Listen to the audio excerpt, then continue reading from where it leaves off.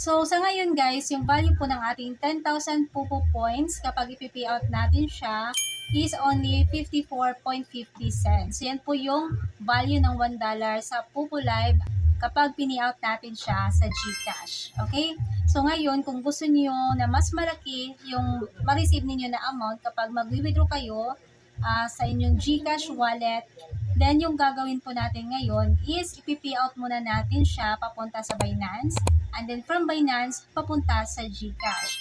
Kung gusto niyo malaman yung step-by-step process kung paano ito gagawin, then make sure na panoorin niyo itong ating video hanggang sa dulo dahil ito po yung full tutorial. So make sure guys na wala kayong skip dito para wala kayong ma-miss out na mahalagang information or mahalagang details. At nang sa ganon ay magawa nyo rin ng tama kapag magpipi-out kayo dito sa Pupo Live papunta sa Binance, and from Binance papunta sa GCash.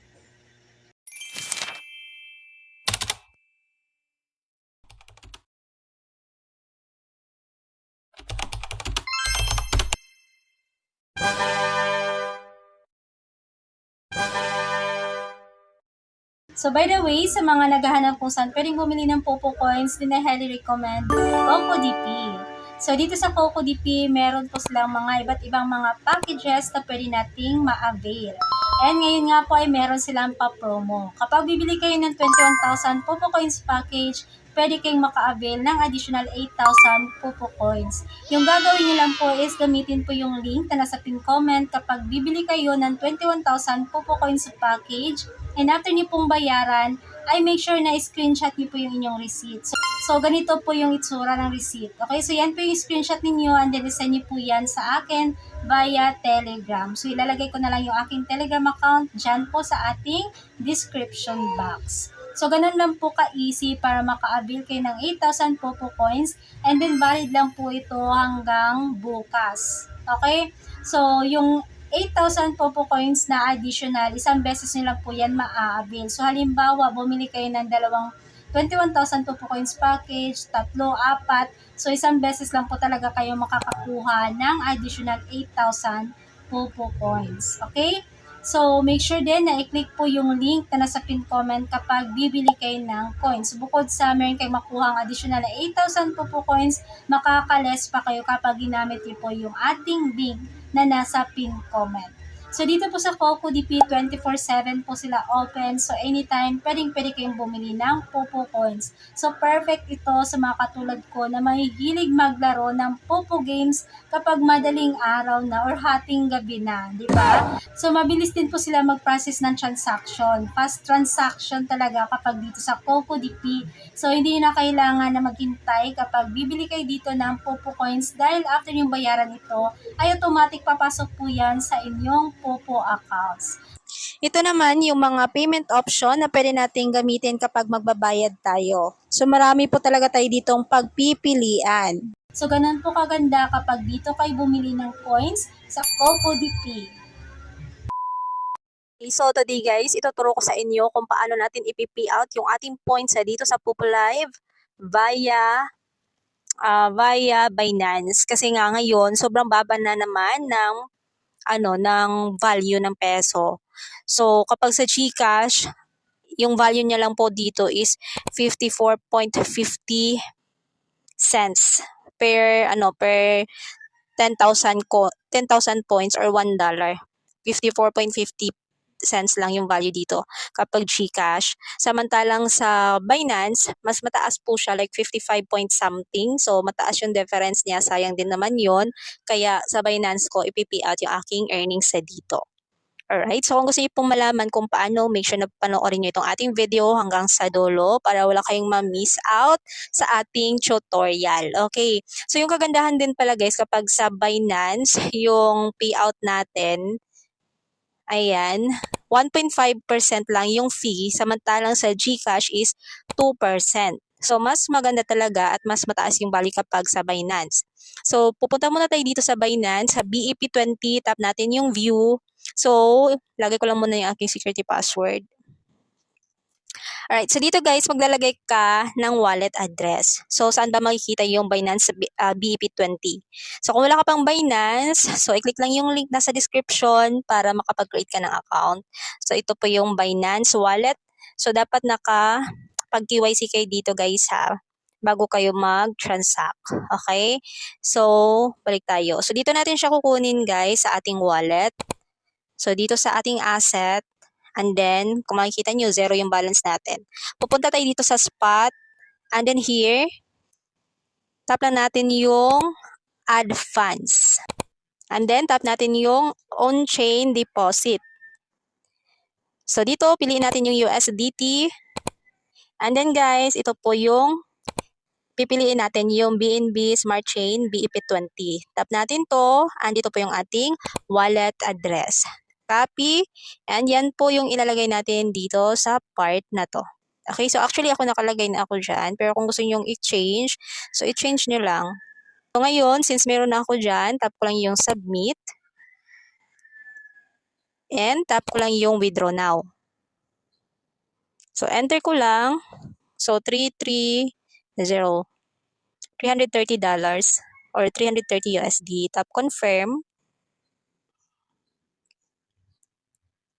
And ayun guys, success. So i-wait na lang natin na pumasok siya dito sa ating Binance Wallet, and then ituturo ko sa inyo kung paano natin ito ita-transfer from Binance going to GCash. Okay? Para malaman nyo rin. Okay? So gagamit tayo ng P2P sa pag-transfer ng ating funds dito sa Binance papunta po sa ating GCash wallet. So, papakita ko lang sa inyo guys yung difference. Punta tayo dito sa funding and then send P2P trading. So, makikita nyo guys kung magkano yung price dito. So, sa ngayon, nasa 55 point something. So, 55.80. Ayan. So, ganun siya nagre-range. So, may 55.79. Samantalang kung dito ka sa GCash, yung value lang po ng $1 is 54.50 cents. So, sayang din po yung piso. No? Sayang yun guys. Kaya, Binance yung ginamit ko para mas malaki yung ma-payout natin. Alright.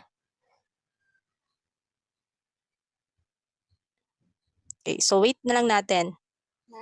So by the way guys, kung makikita nyo yun, no, yung ma-receive na lang pala natin is 327 USD.31 kasi kung try natin guys kung tama ba, 327.31. So meron kasi siyang transaction fee na 1.5%. So 330 minus 1.5%. So 325 na lang. Pero, okay. So, parang hindi 1.5% yung dinidak, no? Kasi 327 yung marireceive natin. Okay. Pero kung sa GCash, yung deduct dyan is ano lang, dapat sa GCash. So, kung sa GCash is 54, yung 330 natin, i-minus natin ng, i-times natin ng 54.5. So, 17,985 pesos minus yung 2%. Okay, so 17,625. Pero kung dun sa Binance, 327 times, magkano yun? 327.31. 0.31 times natin ng 55 sabihin na lang natin 70. So, 18,000. So, kita nyo guys yung difference. No? Sayang. Kung direct GCash ko siya i-pay out. So, kapag malaki yung pay out nyo, so sabay na lang siya i-pay out guys para mas malaki yung ma-receive nyo. Okay? So, tingnan nyo yung difference. 17,625 yung ma-receive natin kapag GCash. Pero kapag Binance, 18,231 pesos. Okay? So, ayun lang. So, ganun po siya guys. Yun yung difference kapag Binance. So, guys, after few minutes, na-receive ko na. Ito na yung 327 USD.31 cents. So, dito rin sa Popo, ayan, successful na rin po siya. So, ngayon, punta tayo dito sa funding and then, transfer natin siya, guys. So, spot wallet going to funding. So, tapan natin yung max. So, ayan, confirm. And then, okay. So, ngayon, tap natin yung send. And then, dito tayo sa P2P trading. So, pipili tayo dito guys ng payment. So, GCash. Ay, walang GCash. Ay, ito. GCash. And then, confirm. And then, pipili tayo kung saan natin siya ise-sell, no? So, tingnan nyo guys ha, yung kanyang approval ratings. So, kung mataas yung rating, so, mas maganda doon kayo mag-trade. Okay? So, dapat din verified badge, no? Makikita nyo dyan sa gilid. Pero, syempre, tingnan nyo rin yung limit kung pasok ba yung balance nyo. Okay? So, maghahanap ako dito. Okay. Oh, ito. So, dito na lang ako guys. So, 30 minutes din. Pero okay lang, hintayin na lang din natin. So, dito ako sa USDT. Ayan. So, meron siyang GCash. And then, yung value sa $1 sa kanya is 55.74 USDT. Okay? So, pasok yung limit natin. 10,000 pesos pataas. So, tap natin yung sell. So, medyo matagal lang kasi 30 minutes. Pero malay natin, baka bilisan niya. So, ayan. So, place order. So, i-wait na lang natin. So, meron ditong chat. If you're available to respond receiving the payment, thanks. Okay. Okay. So, sabi niya, before I proceed, please confirm if you're available to release upon receiving the payment. Thanks. Okay. I'm available. Alright. So, wait na lang natin, guys. So, tingnan nyo guys, yung value ng ating 327.30 cents USD is 18,244 pesos. So, diba? Malaki siya. So, ito pala kanina guys. Tingnan nyo yung calculation natin. 18,231 pesos. So, medyo na short lang konti. So, dito kasi is 18,000. Mas malaki pa kasi sa in-expect ko na 18,231. So, dito kasi is 18,244. Diba? So, kapag GCash, nasa 17,000 plus lang siya. Ayan. Kapag GCash ito, 17,625. So, sayang yung 600 pesos kung nag-direct GCash tayo. Okay. So, ayun nga. Medyo natagalan nga siya. Kasi 30 minutes. Pero sayang din kasi kapag ibenta natin sa mas mababang price.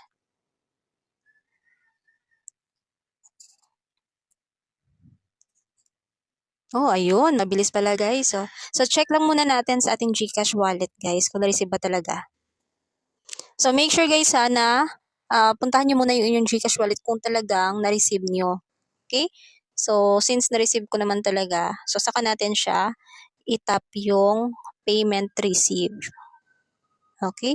And then, I have verified that the payment, and then, tap confirm. So, ganun lang, guys. Mag-process ng payout from Popo Live going to Binance, and then P2P Binance going to GCash. Okay? So, positive and then fast transaction. Okay. So, ganun lang guys. And ayan lang yung share ko sa inyo today. So, napaka-legit ng Poop. So, sobrang happy ako guys talaga sa kinita ko dito sa Pupo, and yung kinita ko dito guys is kita ko talaga doon sa New Fishing Era. So, naglaro ako ng New Fishing Era and sinwerte. Okay, so that's it for today. Again, maraming salamat, and sana may kinatutunan dito sa share ko sa inyo ngayon na tutorial. And that's it for today. Thank you for watching.